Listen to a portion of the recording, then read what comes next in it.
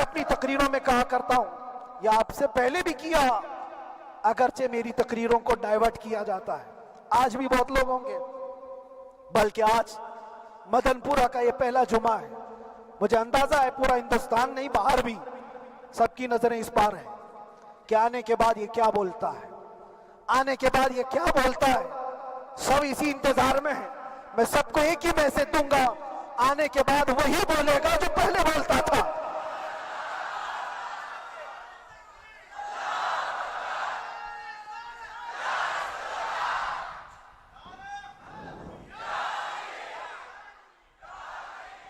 اگر کچھ غلط ہوتا تو ہمارے اس ملک عزیز ہندوستان کی سب سے اعلیٰ عدالت یہ نہیں کہتی کہ ان کے اسپیچ میں کوئی ہیٹ مسئلہ نہیں ہے۔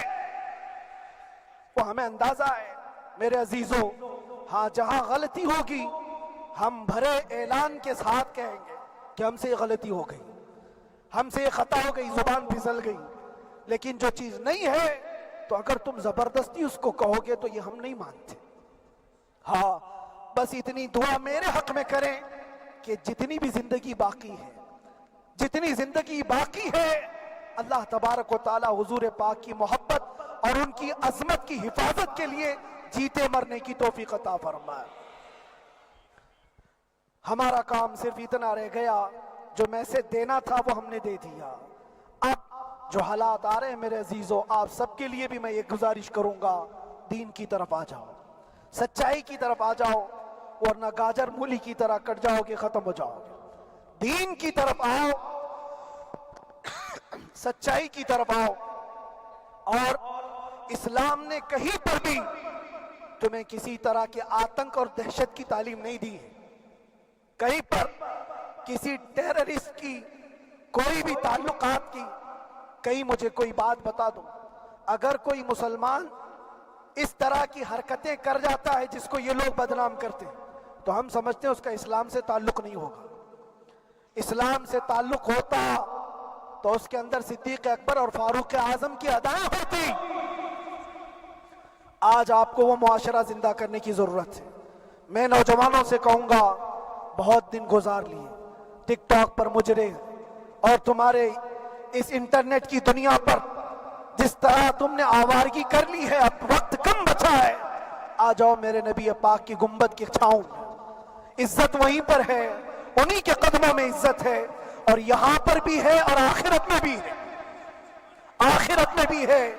بس اس عزت کے لیے آپ سب سے میں گزارش یہ کروں گا، سچائی کی طرف واپس آ جاؤ، سچائی کی طرف واپس آ جاؤ۔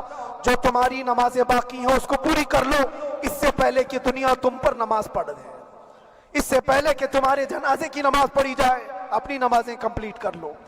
اور علماء ذوی الاحترام کا ادب و احترام اپنے اندر رکھو۔ صرف اس بات کے لیے آپ کو میں احساس دلانا چاہتا ہوں کہ مجھے جس راستے سے گزارا گیا، جتنے دن قید و بند کی صحبتیں گزاری گئی، یہ صرف یہ میسج دینا تھا کہ پھر اس مولانا کا یہ ہو سکتا ہے تو چھوٹے چھوٹوں کی کیا کر دیں گے۔ ایسا اگرچہ آ جائے موقع تب بھی گھبرانے کی ضرورت تھی۔ آپ کو پتہ ہے اس ملک عزیز ہندوستان کی آزادی میں 30,000 علماء کو پھانسیوں پر لٹکایا گیا۔ انگریزوں نے 30,000 علماء کو کشمیر سے لے کر دلی تک ہر درخت پر ایک عالم کی لاش لٹکتی تھی۔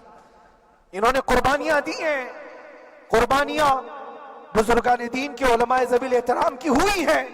یہ اور بات ہے کہ اس جنریشن نے آج ہم کو دیکھا تو ان کو بہت بڑا لگتا ہے، یہ کوئی بہت بڑی بات نہیں تھی، بہت بڑی بات نہیں تھی۔ اس پروسیس سے بہت سارے علماء کو گزارا گیا ہے۔ سرکار مجاہد ملت رحمت اللہ تعالی علیہ ایمرجنسی کے زمانے میں 18 مہینے تک قید میں گزارے، 18 مہینے تک ایمرجنسی، وہ بھی ڈکٹیٹر کا زمانہ تھا، اس زمانے میں بھی آپ اندر رہے، لیکن باہر آنے کے بعد نہ آپ کے مشن میں کوئی کمی آئی، نہ آپ کی زبان میں کوئی